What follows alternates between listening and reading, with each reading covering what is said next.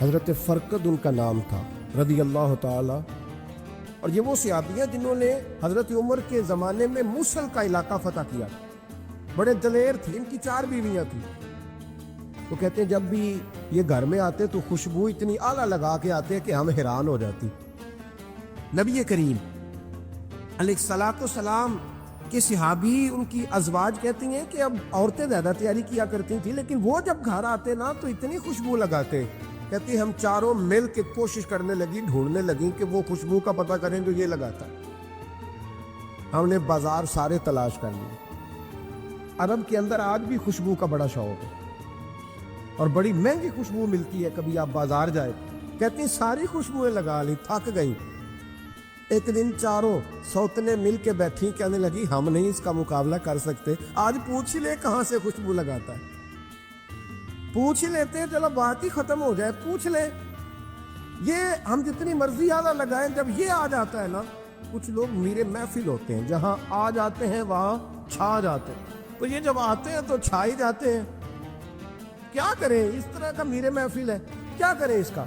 فرمانے لگی ایک دن چاروں سوتنوں نے مل کے ان کو بٹھا لیا، کہنے لگی بتاؤ تو صحیح خوشبو کون سی لگاتے ہو؟ کہنے لگے کوئی بھی نہیں، کبھی لگائی نہیں، آج تک نہیں لگائی۔ تو کہتی ہیں بیویاں کہنے لگی صحابہ تو غلط بیانی نہیں کرتے، پر آپ کیا بات کر رہے ہیں، یہ کیسے ہو سکتا ہے کہ آپ آتے ہیں تو ہم حیران ہو جاتی ہیں؟ فرمانے لگے جس دن کی تم لگی ہوئی ہو نا میری خوشبو کا مقابلہ کر دے، مجھے پہلے دن کا ہی پتا ہے۔ تو میں نے کہا چلو زور لگا ہی لیں، دیکھ ہی لیتے ہیں کہاں تک بات جاتی ہے تمہارے پاس جتنا زور لگا لو۔ بہرحال میں اللہ کی قسم اٹھا کے کہتا ہوں کبھی نہیں لگائی۔ تو بیویاں کہنے لگی پھر بتا تو صحیح، تو ایک دلیر آدمی ہے، اور جو دلیر لوگ ہوتے ہیں وہ خوشبوؤں کے اور کپڑوں کے اور ان چیزوں میں زیادہ وقت نہیں لگاتے، ان کے تو مشن اور طرح کے ہوتے ہیں۔ آپ تو مجاہد قسم کے آدمی ہیں، پر ہر وقت خوشبو آتی ہے۔ حضرت فرقد رو پڑے، کہنے لگے بیمار ہو گیا تھا، لاچار ہو گیا تھا، حکیموں طبیبوں نے انکار کر دیا، وجود پر میرے آبلے نکل آئے، پھنسیاں بن گئی، ان میں پیپ بھر گئی، بیٹھ نہیں سکتا تھا، اٹھ نہیں سکتا۔ جب تھک گیا نا تو دروازہ رسول پہ چلا گیا، جب تھک گیا طبیبوں کا تھکایا ستایا حضور کی بارگاہ میں، کہا محبوبہ دیکھے تو صحیح میرا کیا حال ہے۔ حضور ذرا دیکھ کے، چل نہیں سکتا، سو نہیں سکتا، بیٹھ نہیں سکتا، تیرے علاوہ غم کسے بتاؤ؟ کہتے ہیں حضور نے فرمایا ستر ڈھانپ لے، باقی سارے کپڑے اتار دے، ستر ڈھانپ لے۔ کہتے ہیں ٹخنوں سے لے کر ناف تک میں نے ستر ڈھانپ لی، باقی سارے کپڑے اتارے۔ حضور کیا کریں گے؟ فرماتے ہیں نبی پاک نے دست مبارک اٹھایا، برف سے ٹھنڈا، کستوری سے زیادہ مہکنے والا، فرماتے ہیں پورے وجود پر میرے حضور نے دست مبارک ایک دفعہ لگا دیا، اب جدھر جدھر سے گزرتا ہوں ساری دنیا خوشبو سے بھر جاتی ہے۔ یہ نبی پاک کا دیا ہوا نور ہے، یہ حضور کی عطا کردہ شفا ہے، یہ رسول پاک کے حسن کی خیرات ہے۔ ایک شاعر نے ایک فقرہ کا کمال کر دی، کہنے لگا ظلمت کو ان کے نور نے کافور کر دیا، جس پر پڑی نظر اسے بھی نور کر دیا۔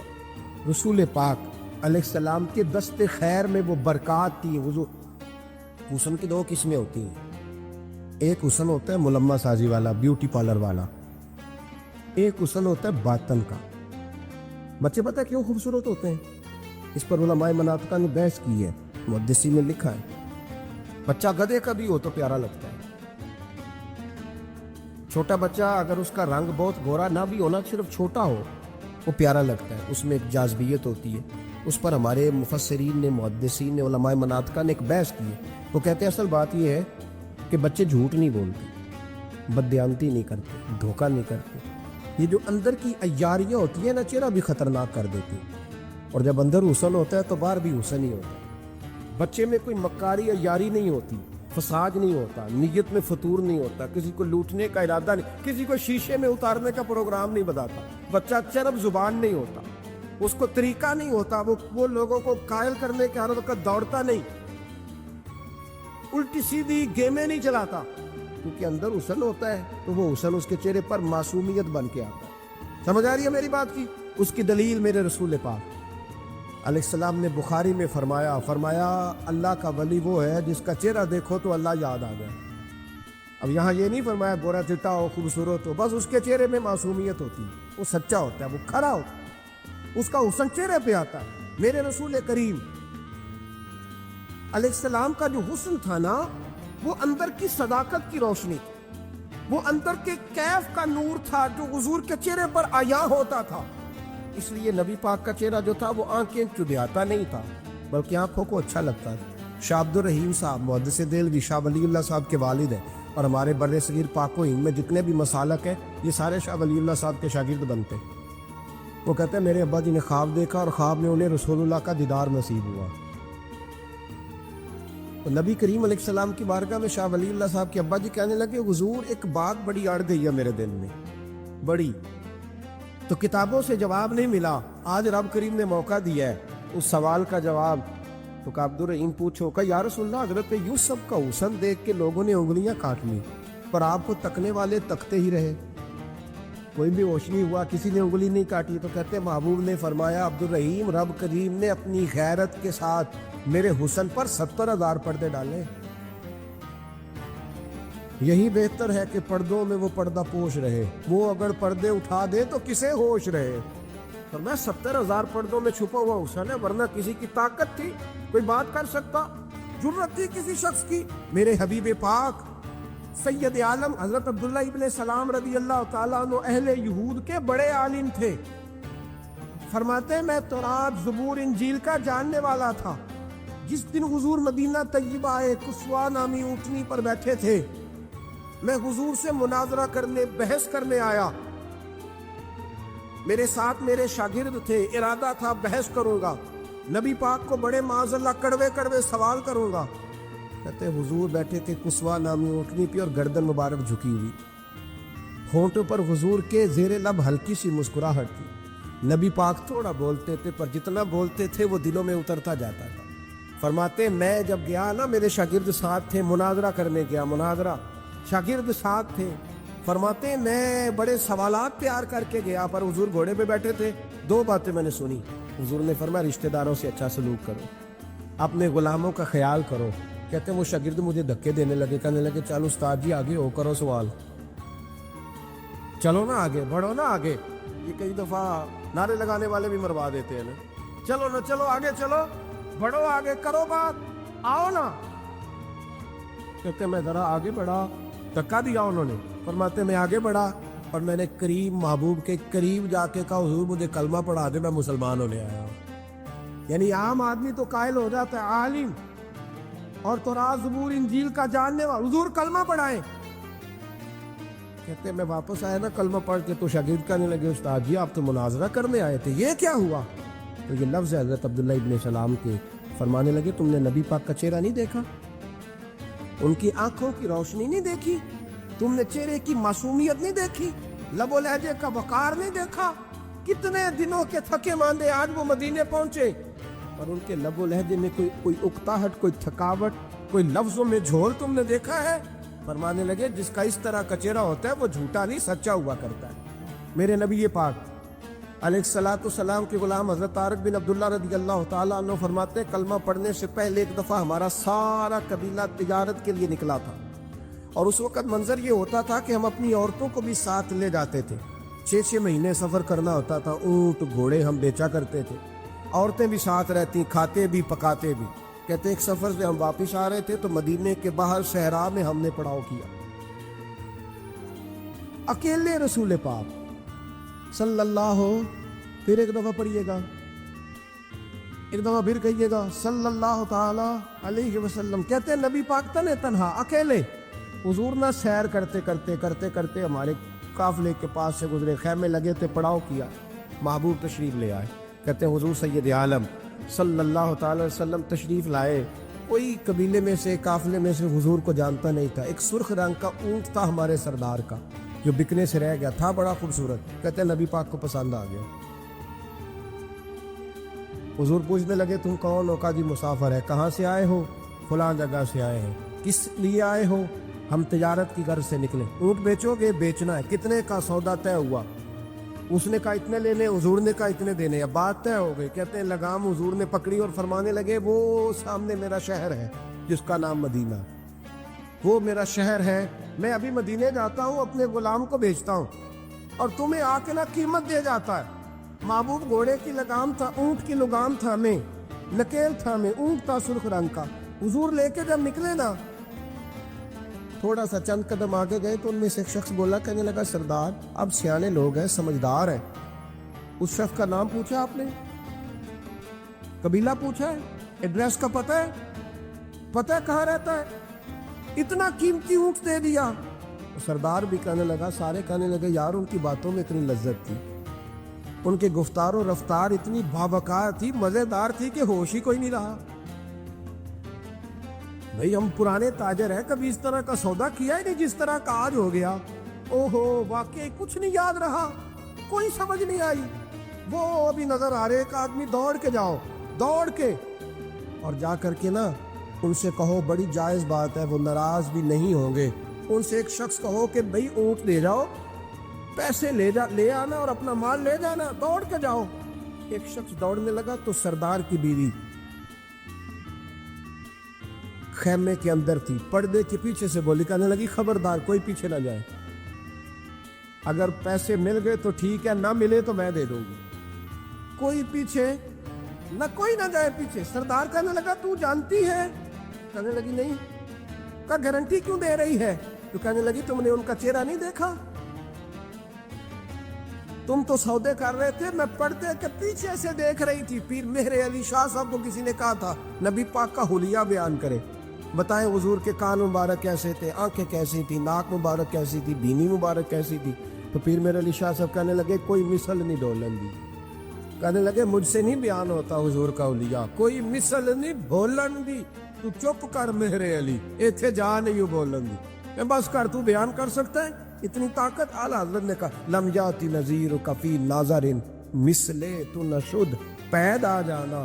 کہا حضور مثال تو تب آپ کی بنے گی نا, کوئی آپ کی طرح کا پیدا تو ہوگا, تبھی مثال بنے گی, تو جب ہوا ہی نہیں تو مثال کیسے بنے گی. کہنے لگی کوئی نہ جائے, نہ پیسے آئے تو میں دے دوں گی. میں تو پردے کے پیچھے سے دیکھ رہی تھی, ان کے چہرے کا وقار دیکھا, ان کی آنکھوں کی روشنی دیکھی, ان کے لفظوں کا حسن دیکھا. تم 50 باتیں کرتے تھے, وہ ایک جواب دیتے, اور گنے چنے لفظ بولتے تھے. ان کی سادگی کا وقار دیکھا, جانے دو, نہ پیسے آئے تو میں دوں گی. کہتے حضور گئے, تھوڑی دیر کے بعد ایک کالے رنگ کا حبشی غلام آیا, پیسے بھی پکڑے اور اپنی چادر میں نا کھجورے باندھ کے تو پیچھے ڈالی ہوئی, اور دیہاتی لوگ پیچھے نہیں ڈال لیتے, کھجورے ڈال کے پیچھے. کہتے ہیں وہ آئے اور ان کے آنے کا انداز بھی بڑا نرالا تھا. کہتے ہیں وہ جھومتے جھومتے اللہ کا ذکر کرتے, اللہ الصمد کرتے پہنچ گئے, اور آگے کہنے لگے تم سے میرے نبی نے اونٹ خریدا, تم سے؟ کہا ہم سے خریدا ہے. کہنے لگے یہ تمہارے پیسے, اور پھر چادر کھول کے صحرا پہ بچھا دی. کہنے لگے یہ تمہارے پیسے, اور کھجورے کھاؤ, میرے نبی نے تحفہ بھیجا ہے, کھاؤ, حضور نے تحفہ بھیجا ہے. تو وہ سردار کی بیوی اوٹ ہٹا کے کہنے لگی, اور کالے رنگ کے حبشی غلام, انہیں کھجورے کھلا, اور مجھے اس عزت والی ماں کا نام بتا جس کے گھر میں ایسا لال پیدا ہوا. انہیں کھجورے کھلا, اور مجھے اس عظمت والے باپ کا نام بتا جس کے گھر میں ایسا پھول کھلا ہے. وہ قبیلہ تو بتا تو صحیح, وہ کون تھے. 2 گھڑیاں رکے ہیں پر خوشبو ہی پھیل گئی ہے, رنگ ہی بدل گیا, تار کوئی مثل نہ ڈھولن دی. تو چپ کر مہر علی, ایتھے جہاں نہیں ہو بولن دی. حضرت طارق بن عبداللہ کہتے ہیں جناب بلال فرمانے لگے وہی تو اللہ کے آخری رسول ہے, وہی تو خاتم المرسلین ہے, وہی تو ہے جنہیں اللہ نے ساری انسانیت کے لیے نمونہ عمل بنایا. کہتے ہیں ہم اونٹ بیچنے گئے تھے پر سارے کا سارا قبیلہ ہی مسلمان ہو گیا. اتنا شکوہ ہے ہماری زندگی. آپ یقین کریں ان باتوں کی بھی دوست دعا کرانے آ جاتے ہیں جہاں دل کرتا ہے کہ انہیں سمجھائے کہ یار نہ, کہیں تو ٹھہرنا اپنے رب کی رضا. یاد رکھنا اللہ تعالیٰ نے نا انسان کو پیدا ہی مشقت میں کیا, یہ مشقت میں. رب فرماتے میں نے اس کی پیدائش اس کا خمیری مشقت والا بنایا. اللہ کریم نے قرآن مجید میں فرمایا لقد خلقنا الانسان فی کبد, فرمایا بے شک ہم نے آدمی کو مشقت میں رہتا ہوا پیدا کیا. پیدا ہی اس کو کبد کیا ہے, مشقت میں رہتا ہوں. اس نے مشقت کرنی, بچپن میں بھی مشقت, چلے کوئی تھوڑا سا آپ کو سمجھانے کے لیے بات کر لیتے ہیں. پرائمری سکول میں جانا کتنا مشقت کا کام تھا. ساری رات لوگ منصوبہ نہیں بناتے تھے سویرے چھٹی کرنے کا. وہ کتنی بڑی مشقت کا کام تھا. جب 3 مہینے کی چھٹیاں ہوتی تھیں تو وہ اللہ کرے کوئی میں ایسا جملہ نہ بولوں، اساتذہ بڑے قابل احترام ہوتے ہیں، لیکن ہمارے جو استاد صاحب تھے نا وہ تو صرف ایک آدھ چیپٹر چھوڑتے تھے، باقی کہتے ساری کتابیں لکھ کے لے آنا. تو وہ جب وہ سبق دے رہے ہوتے تھے مشقت کا تو بندہ سوچتا تھا کہ چھٹیاں آرام کرنے ملی ہیں سانیاں یہ والی مصیبت کرنے کو ملی تھی. جہاں چھٹیوں پہ رہے ہوتے مشقت بڑھ جاتی تھی. آج تو ان چیزوں پر ہنسی آتی ہے. مشقت، جد و جہد، ہر لمحے جد و جہد، اور ہر مشقت اپنے ٹائم پر مشقت ہوتی. آج آپ سے کہا جائے بہت سارے لوگوں سے پرائمری کا امتحان دینا ہے تو آپ کہیں گے بائیں ہاتھ کا کھیل ہے. بھئی اب بائیں ہاتھ کا کھیل ہے، تب نہیں تھا. اور جو آج پرائمری کر رہے ہیں ان کے لیے بھی آج بائیں ہاتھ کا کھیل نہیں. ہر مشقت اپنے وقت پر مشقت رہتی. کسی وقت کسی چیز کا انتظام کرنا آپ کے لیے بڑا قابل تکلیف ہوتا ہے، آزمائش والا ہوتا ہے. بعد میں آپ سمجھتے ہیں کہ یہ تو کوئی مسئلہ ہی نہیں تھا. اللہ نے انسان کو مشقت، ہم نہ سکون ڈھونڈتے ہیں، بس ٹھیک ہے گھر بن گیا، بس ٹھیک ہے اب میں نے بچے پال لیے، بس ٹھیک ہے. او بھائی تو نے آگے بڑھنا ہے، تو نے مشقت کرنی ہے، جد و جہد میں رہنا ہے. او یار آپ ٹھہرے تو صحیح، استقامت تو ہو.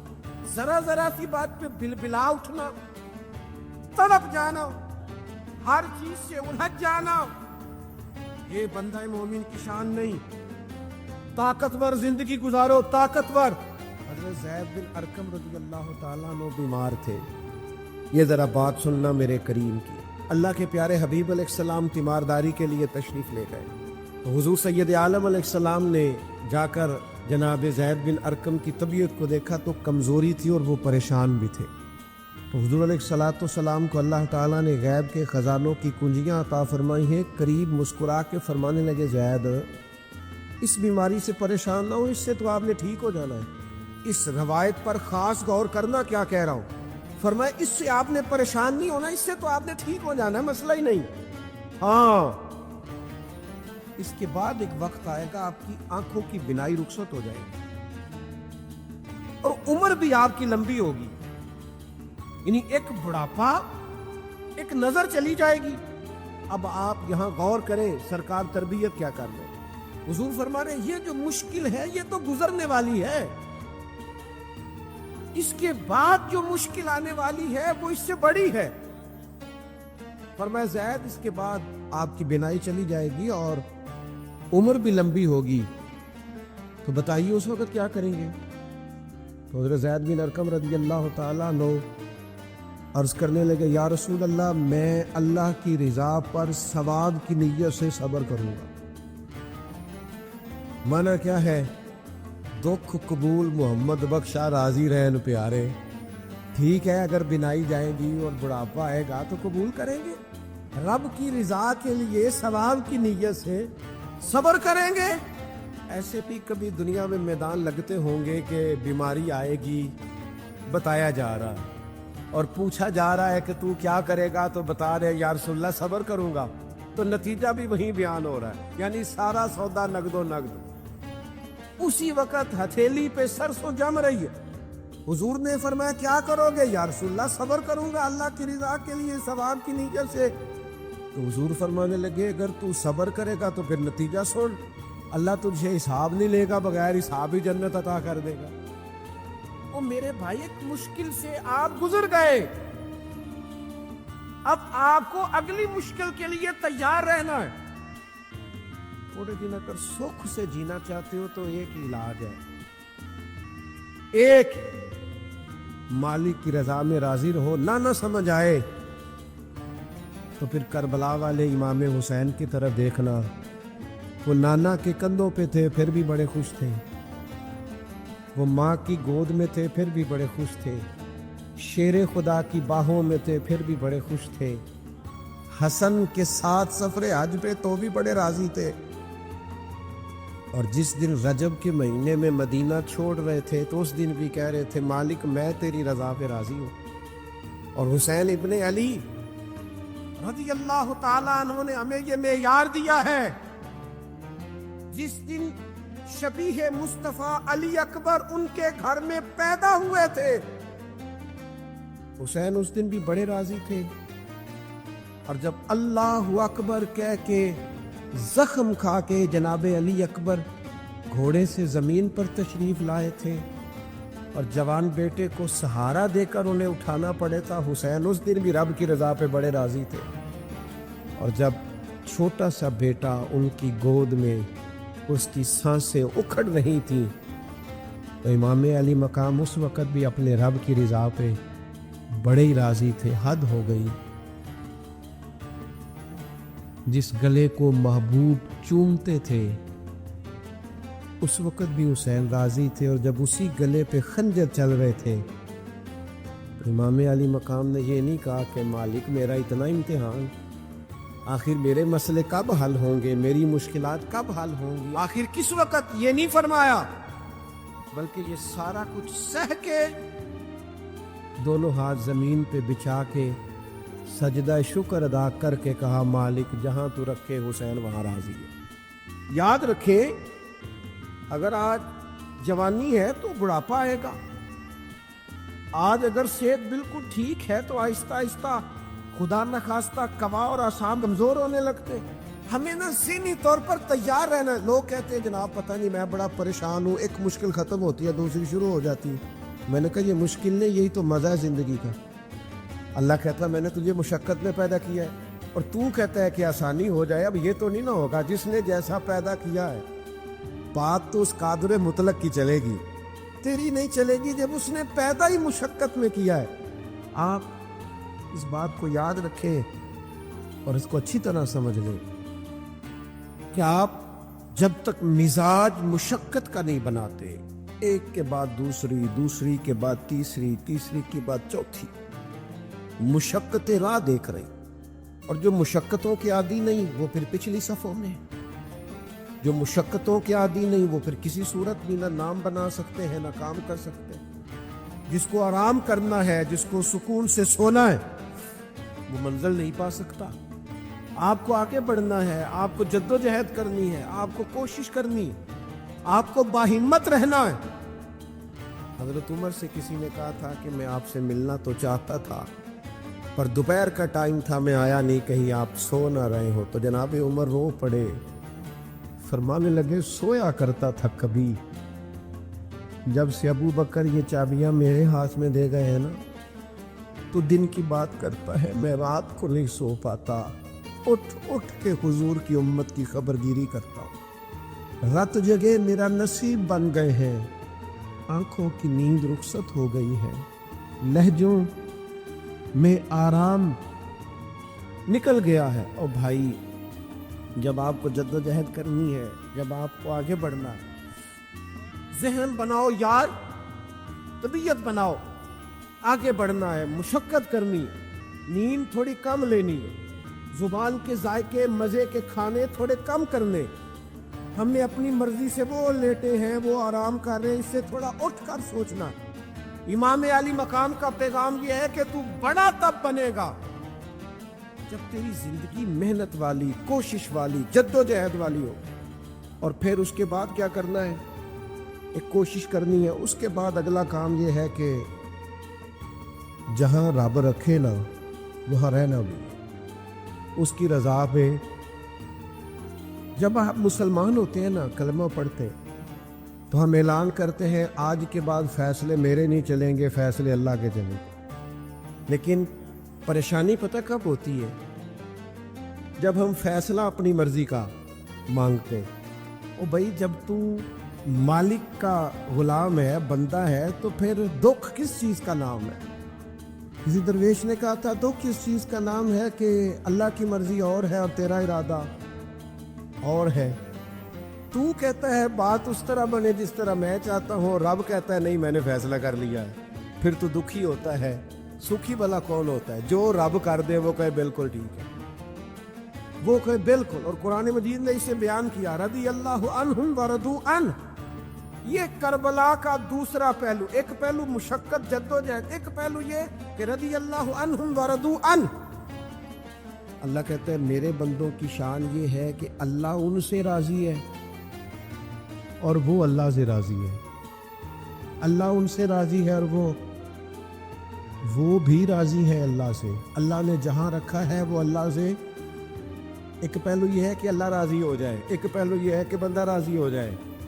رب فرماتا ہے ذالک الفوز العظیم، وہ اللہ سے راضی، اللہ ان سے راضی، یہ بہت بڑی کامیابی ہے۔ امام محمد غزالی رحمۃ اللہ علیہ سے کسی نے کہا تھا زیادہ مشکل کیا ہے، اللہ کا راضی ہونا کہ بندے کا؟ تو امام صاحب فرمانے لگے رب تو مہربان ہی بڑا ہے، بڑی جلدی راضی ہو جاتا ہے۔ تو صرف آنسو بہائے سچی توبہ کے مالک راضی ہے، کسی غریب کی مدد کر دے اخلاص سے اللہ راضی ہے، اللہ تو جلدی راضی ہو جاتا ہے۔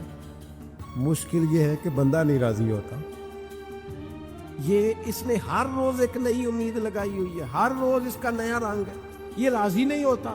حضرت موسیٰ علیہ السلام نے اللہ کی بارگاہ میں عرض کی مالک میری قوم یہ عرض کرتی ہے کہ تو بتا تو ہم سے کیسے راضی ہوگا۔ حضرت موسیٰ اپنی قوم کی عرض لے کر مالک کی بارگاہ میں کوہ طور پہ حاضر ہے۔ او یارو اسے دل کی تختی پہ لکھ لینا۔